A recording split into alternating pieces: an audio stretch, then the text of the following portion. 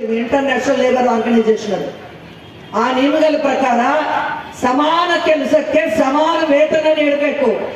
ಅಂದ್ರೆ ನಿಮ್ಮನ್ನ D group ನೌಕರರೆಂದು ಪರಿಗಣಿಸಿ ನಿಮಗೆ ಸಂಬಳವನ್ನು ಹೆಚ್ಚು ಮಾಡಬೇಕು.